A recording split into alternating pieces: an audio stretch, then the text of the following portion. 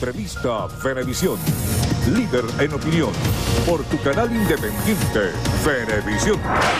Muchísimas gracias por acompañarnos en Entrevista Venevisión. Ya estamos listos para iniciar nuestra conversación con el invitado del día de hoy, tal cual como lo anunciamos, Claudio Fermín, dirigente político. Gracias por acompañarnos. Gracias por recibirme. Hay muchos balances que hacer en su última visita. Estábamos a la víspera de las elecciones de la Asamblea Nacional Constituyente. Ha habido cambios en estos últimos días y sobre todo muchas sensaciones entre los venezolanos acerca de el alcance de la Asamblea Nacional Constituyente. Quisiera que nos diera cuál es el balance que tiene de la instalación de la Asamblea Nacional Constituyente considerando el carácter de suprapoder que tiene. Mire, la primera reflexión que quiero traer ante la audiencia tiene que ver con un término que he escuchado recurrentemente los últimos días, cuál es el de desconocer la Asamblea Constituyente.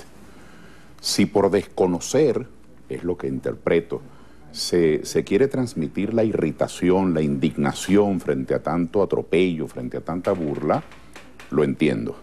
Pero si por desconocer de lo que se trata es de succionar a la gente de la realidad, hacerle creer que la Asamblea no existe o que no vale, una cosa es que su origen sea fraudulento, dudoso o violatorio de la Constitución, y otra cosa es que no exista. No podemos evadir la realidad. Allí están tomando decisiones. Yo escuchaba ahora, antes de comenzar nuestra conversación, Endrina, escuchaba al fiscal general y me llamaba mucho la atención. El fiscal general denunciando, el fiscal general Tarek, del que designó la Asamblea, porque ahora los venezolanos vivimos en estas dualidades. Alguien dirá, pero usted lo reconoce. No, no se trata de eso, se trata de que es el que está ocupando el cargo, arbitrariamente, abusivamente, pero está allí. Bueno, él estaba denunciando, por ejemplo, dos cosas que me llamaron la atención: el retardo procesal, y denunciaba también mafias o corruptelas dentro del Ministerio Público. Ahora, yo no entendí si estaba escuchando al fiscal general encargado o si estaba escuchando al defensor del pueblo, que como defensor del pueblo nunca hizo esas acusaciones. Ese es justamente el rol que le correspondía como defensor del pueblo. Entonces estamos viendo todo un montaje, es toda una tarima de ofrecimientos. Tarek hablaba bueno, como si él viniese, no sé, de Indonesia, de Tegucigalpa, como si él fuese una persona de oposición. Estamos frente a unos dirigentes políticos que han tenido durante 18 años todo el poder para tomar decisiones y comienzan ahora a hablar desde la Asamblea Nacional Constituyente como si fuese una escoba nueva que va a barrer de hoy en adelante, que se encontraron con un país desconocido.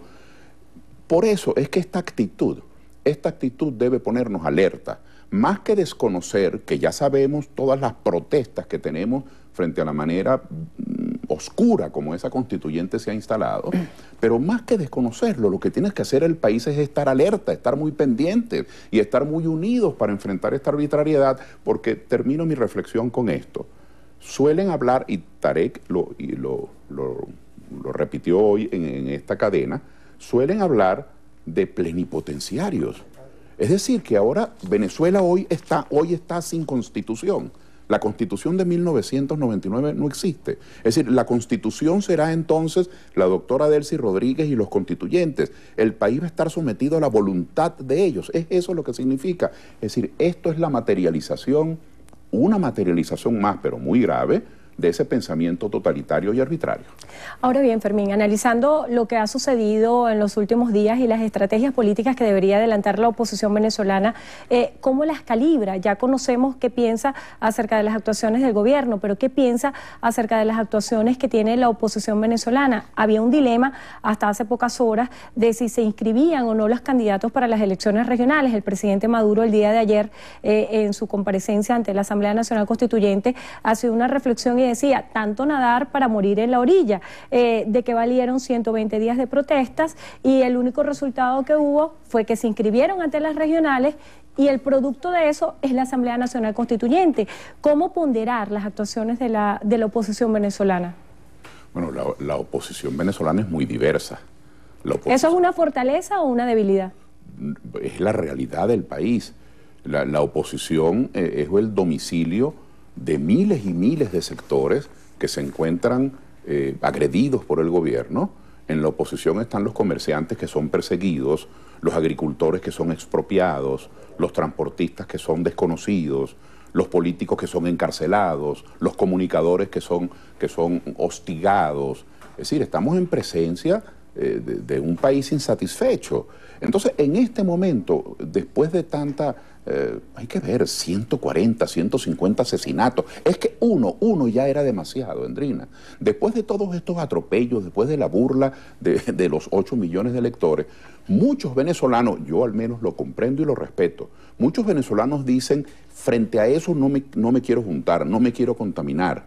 Pero fíjense que no participar, si no participar tiene como sentido disminuir al gobierno, contrariarlo, lo extraño es que si usted no participa, el producto, la consecuencia de su conducta es lo contrario. Usted lo que está haciendo es fortalecerlo. Usted lo que está haciendo es permitirle 23 gobernaciones para que continúe el desmantelamiento de la descentralización, para que continúe el clientelismo y el acoso. Así que yo recomiendo, al menos es lo que yo como activista, como ciudadano activo, procuro hacer, y utilizo este privilegio de informar y de comentar para recomendarlo.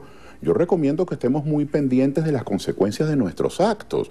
Si nosotros todos nos declaramos en una especie de asepsia colectiva, todos impolutos, que no nos contaminamos con nadie que tenga que ver con el poder corrompido o arbitrario de hoy, bueno, entonces será una especie de gran, tú sabes, de conventos, haciendo la metáfora, de conventos en cada rincón del país, todos escondidos, todos enclaustrados, pero la realidad sigue adelante. Entonces lo que hay que hacer es enfrentar el atropello. Lo que hay que hacer es activar, y por eso soy partidario, sobre todo nosotros los demócratas que creemos en la descentralización, que aprovechemos esta ocasión para plantear los proyectos regionales. Hay gente que dice, ¿y de qué valen los proyectos regionales si Maduro sigue estando de presidente? Bueno, pero es que esa es una realidad. Entonces nosotros vamos a paralizar las presiones, la lucha por el cambio, las demandas, la organización, el establecimiento de alianzas, la prédica de la democracia. Eso lo vamos a paralizar hasta que el presidente Maduro ya no esté en su oficina. Eso es un planteamiento, a mi juicio, inocuo, un planteamiento completamente inofensivo. Acerca de las condiciones para participar en esas elecciones regionales, estaban anunciando que la constituyente va a expedir una especie, una suerte de carta de buena conducta para aprobar a los candidatos. ¿Qué opinión le refiere esto? Bueno, yo realmente lo tomo como una jaquetonería, como una muestra más de mofa, de burla, como queriendo desde una declaración cualquiera, fuera de contexto, fuera de lugar, disminuir y ridiculizar al adversario. La verdad es que no le he prestado importancia a esa... Ahora bien, en cuanto a las condiciones de estrategia política que se están manejando para las elecciones regionales, y usted hablaba de la diversidad y la pluralidad que existe en la mesa de la Unidad Democrática, ¿no se debería cambiar un poco el sentido de esa coalición política para consolidar a la oposición en un partido político unitario? Porque si se mides en fuerza, estás midiendo una coalición política con un partido, que es el Partido Socialista Unido de Venezuela.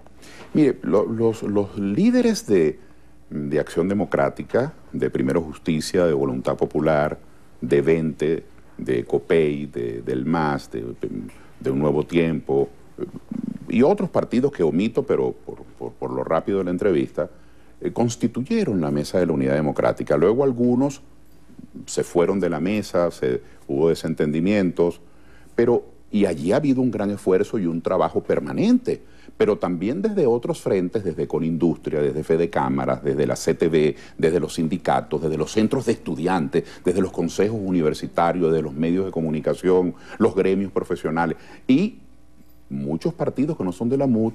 También ha habido un gran trabajo interpretando el descontento. Y ahora, cuando yo veo el trabajo del doctor Héctor Navarro, de Anelisa Osorio, del general Rodríguez Torres, ha habido también compatriotas nuestros que antes eran partidarios del gobierno, pero que ya no podían seguir unidos nada más que por 2 o 3 coincidencias, cuando ahora tienen 40 asuntos que les separan de la arbitrariedad del gobierno de Maduro. Entonces, toda esta disidencia del gobierno de Maduro, más todos los grupos gremiales, profesionales, la sociedad civil y la Mesa de la Unidad, que es muy importante, en mi opinión, tienen que hacer un gran esfuerzo para conformar candidaturas unitarias.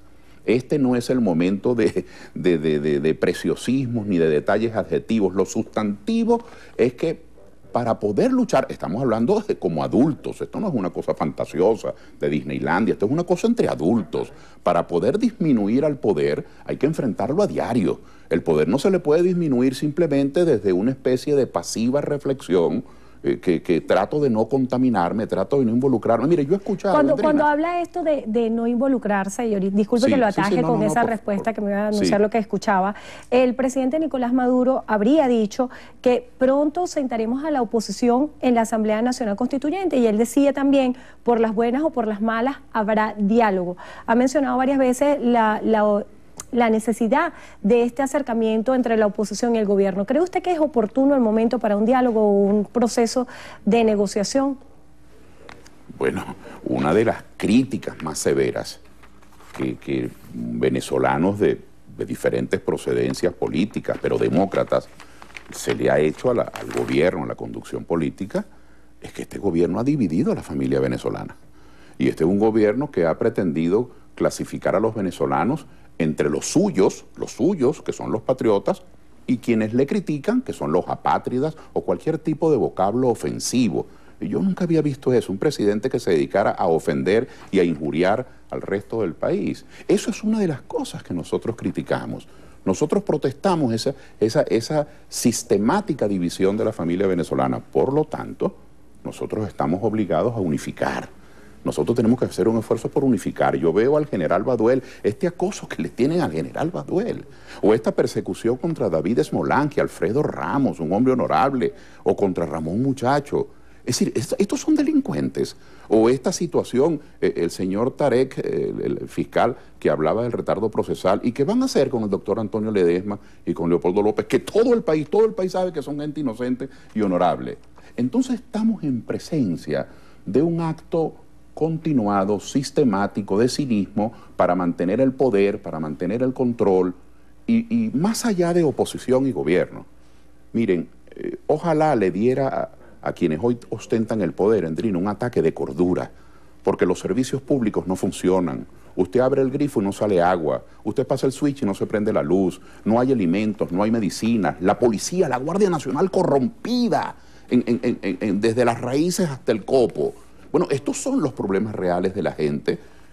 Una gente quiere, por razones de salud o para comprar un insecticida o para tener unos tractores o por turismo, porque quieren darle un gusto a su esposa y a su hijo, quieren comprar $1, $100, no pueden, eso es una cosa imposible. El bolívar no vale nada. Los problemas del país son estos, y no ese afán, por cierto, expresado de una manera muy baja, no ese afán que revela Maduro o que revela otros personajes del gobierno en ofender, en injuriar. Esa no es la Venezuela que queremos. Eso más bien le agrega razones para que Venezuela se una y promueva un cambio político serio. Ya nos queda muy poco tiempo. Antes de finalizar, tengo varios planteamientos que hacerle que requiero ser muy breve para contestar. ¿Tiene credibilidad el CNE hoy? Mire, le he escuchado, disculpa que no sea sí o no, pero le he escuchado a muchos demócratas decir que estamos frente a un CNE abusador, que no hay equidad, y yo les digo desde acá, desde Venevisión, es que uno de los dramas de luchar contra un régimen autocrático, uno de las desventajas de luchar contra una dictadura, como a algunos les gusta llamar a este régimen tan extraño de conculcar las libertades, es que son los que ponen las reglas del juego. Entonces, si la condición para nosotros poder enfrentar este gobierno y sus arbitrariedades es que no participamos hasta que las reglas no sean las que nos gusta, me parece que es una posición muy extraviada de la realidad. Hay que enfrentarlo, no importa cuáles sean las dificultades, hay que predicar nuestro ideario, hay que buscar aliarnos, hay que sumar a todos, no importa cuál haya sido su posición política ayer, hay que sumar a todos los venezolanos de bien que saben que este gobierno le hace daño a Venezuela, Hay muchas preguntas de la audiencia, voy a tomar una porque ya se nos agotó el tiempo. César Muñoz plantea, saludos desde Aragua de Barcelona, Estado Anzoátegui, y mi pregunta es si la oposición realmente cuenta con apoyo. Sí, porque la oposición está interpretando un gran descontento nacional. El país sabe que aquí hay recursos materiales, financieros, una burocracia, mire, miles de profesionales subutilizados, el país tiene muchos talentos y la gente se está cansando porque la vida está muy deteriorada. Todos los días, Endrina, yo acabo de hacer una asamblea, o de participar en una asamblea de 400, 500 personas en Cuba, y sus asistentes eran sectores populares, sectores de baja extracción humildes, con pocos recursos. Yo creo que prevalecían los desempleados. Y se me ocurrió preguntar que a quienes se le había ido algún hijo o algún sobrino al exterior y se levantó un bosque de manos. El éxodo que los venezolanos estamos viviendo hoy no es verdad que sea de las clases medias altas de Valencia, de Barquisimeto y de Caracas. Es decir, es un país que está huyendo en estampida porque está en malas manos. Entonces yo sí creo que vale la pena que nos organicemos, que olvidemos cosas adjetivas del pasado, que se fomente una gran unidad y que se comprenda que lo que tenemos que hacer es reconstruir a Venezuela. Lástima que, bueno, Maduro hasta ahora ha escuchado poco, casi nada. No sé si esa asamblea constituyente, hay que estar muy alerta, en ese tono retrechero, en ese tono punitivo, amenazante, parecieran, en vez de tener brazos abiertos para la paz, que fue lo que predicaron en la campaña, parecieran tener un látigo en la mano. Así que vamos a estar los venezolanos pendientes de seguirle la pista a la Asamblea Constituyente y de actuar con firmeza frente a las decisiones que allí se tomen. Claudio Fermín, dirigente político, gracias por estar con nosotros hoy en Entrevista a Venevisión. Muchas gracias. Y gracias a ustedes también por habernos acompañado. Que tengan todos buenas tardes.